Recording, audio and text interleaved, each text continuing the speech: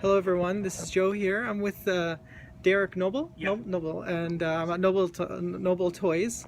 Um, so we're here today to talk about the situation with the current lockdown in the Toronto region, and Derek has decided to keep his store open.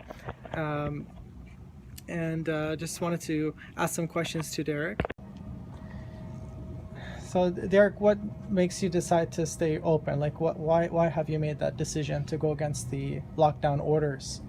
Um, well, pretty much when we were told we had the lockdown, I decided right then and there that I wasn't going to, and I took a lot of bad advice from people telling me about fines and about this and about that, and I Yeah. was going home the first couple days extremely angry. I was angry at myself for closing my store. Like, why should I close my store when big box stores are open and people are Yes. buying stuff? So I was extremely angry with myself, and I just came up to a decision. I remember I was shopping. I shop local. I was at Garden Foods, and I was buying something. I bumped into someone there. We had a little conversation, and right then it's like a light bulb went off, and I said, "I'm opening. That's it." It's just and then obviously Adam gave us a little more kind of incentive, like, hey, you know what? People are starting to fight back. The small guys are fighting back, and I've always been, I've always had a little bit of that kind of fight in me. When you're a Yeah. small business owner, you have to fight. So you have to fight. You have to fight to pay your rent, to pay your employees Yes. if you have any. You're gonna have months where you just barely make it, and you're hanging on, and you're trying to support your kids and everything else. So, Yeah.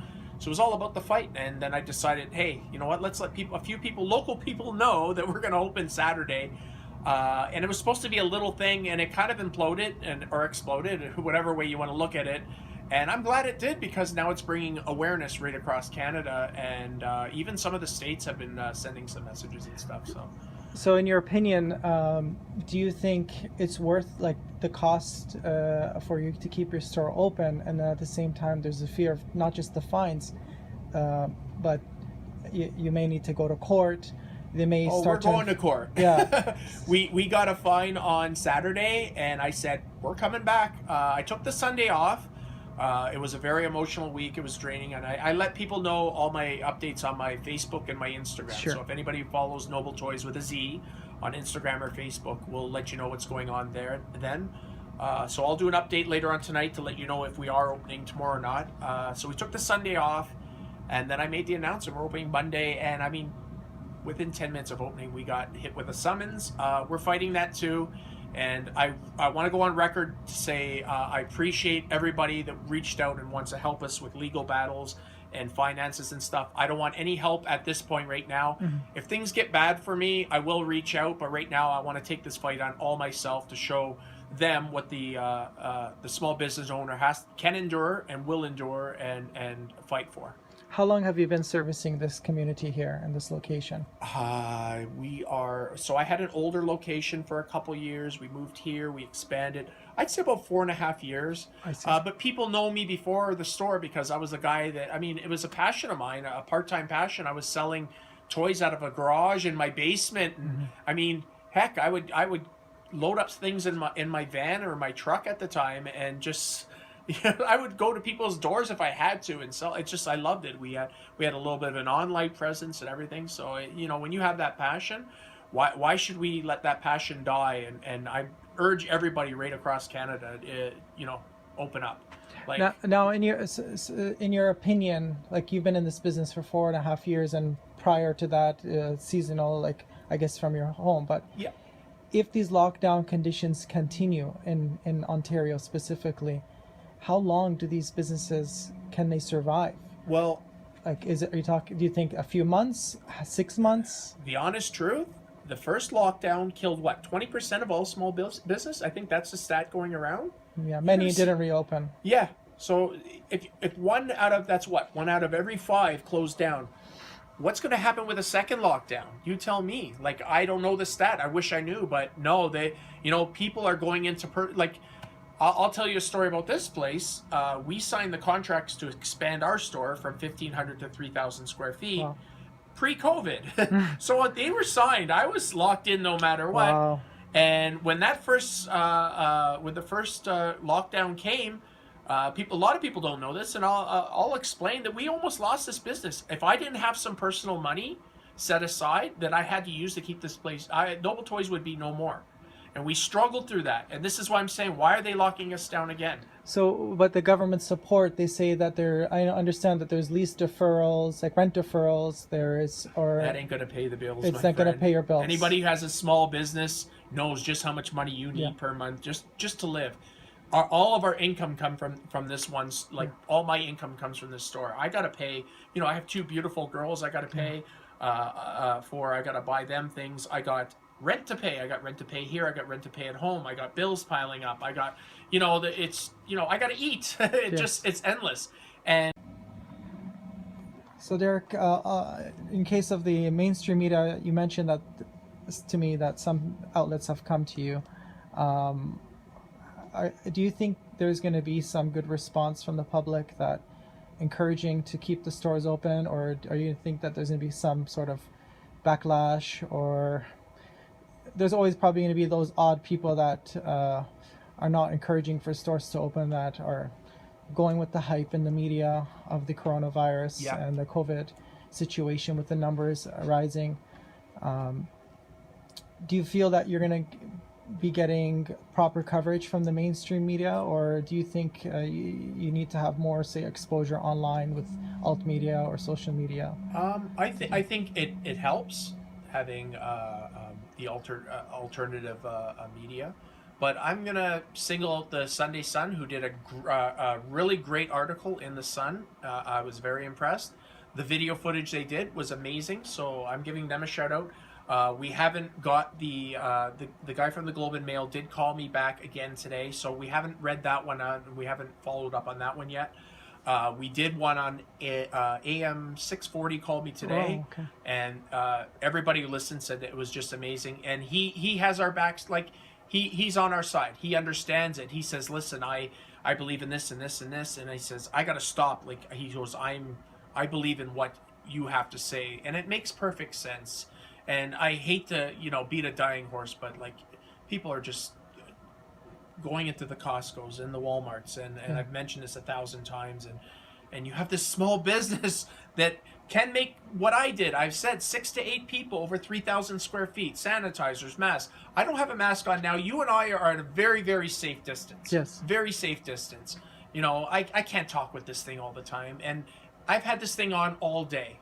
So I'm taking a small break. We're social distancing. Again, we're talking about all this protocol and bringing up all this protocol because that's not our fight. Our fight is to get these small businesses open. And the Sun's done a great job. We'll see what the Globe has to do. AM 640. I've done this a lot, and I've given a shout out to the OPP also, who have been amazing, professional. I know they always take their lumps. But those gentlemen were just, they have a job to do. Yeah. We got our fine, we got our summons, but at the end of the day, it doesn't bother me a bit because we're going to fight this tooth and nail.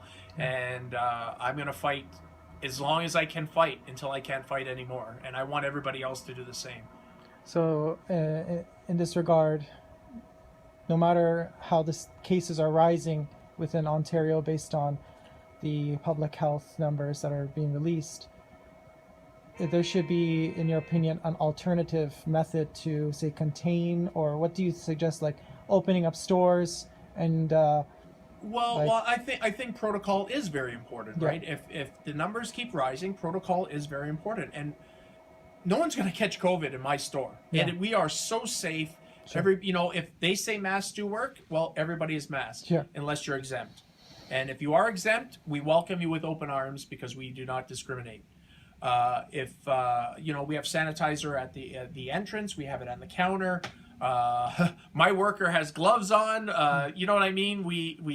Everybody's social distancing. It's almost like you don't have to put all those stickers. Everybody knows, right? Everybody who is in today is social. No one's getting together in clumps. We're safe. Yeah, I've been to Costco, I've been to Walmart, I've been to like big box stores recently, and to be honest, I feel technically, if anyone's going to catch COVID, it's not going to be in a store like the small store. No, it's not. It's going to be in a large store. And something I thought of today, and I don't think I've ever used this before, but I can assume that a Costco or a Walmart will see more people in one day than I will see in the whole year. Yes. Right? Does that sound right? I can honestly say that a Walmart or a Costco will see more people in one day than we will see throughout our whole year. No matter how busy we get, we will never get the kind of volume they do. And that's one day there. And that's people lining up. That's people passing each other. That's hundreds of people touching the same item. So you tell me how a small business is more dangerous. It's not. So do you believe that the lockdowns are causing more harm than good for the people of Ontario? oh, of course. Yes. Mental health is taking an ass kicking right now.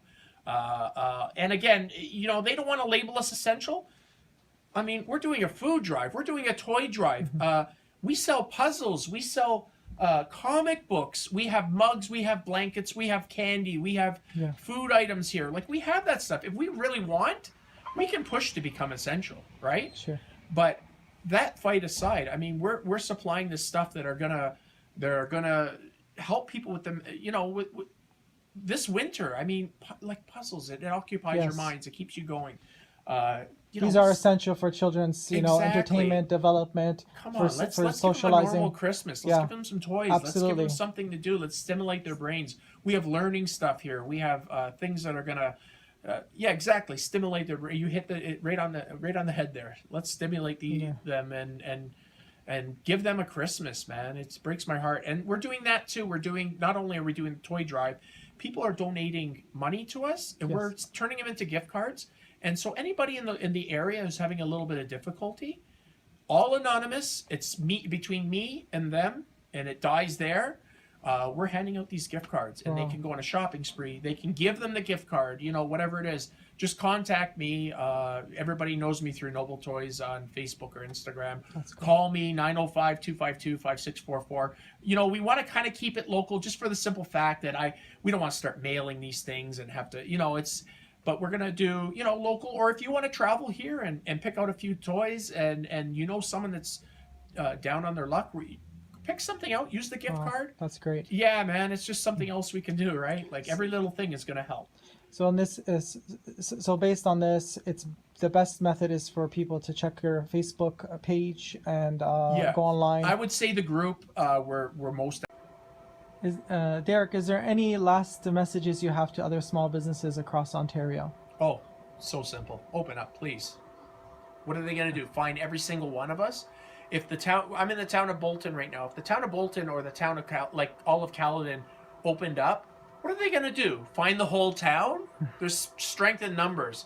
I'm getting calls every day, and people are kind of right on that border. And I tell my advice is simple: open up. Because if you open up, I'm going to give you a shout out. And when you open up, you're going to give someone else a shout out.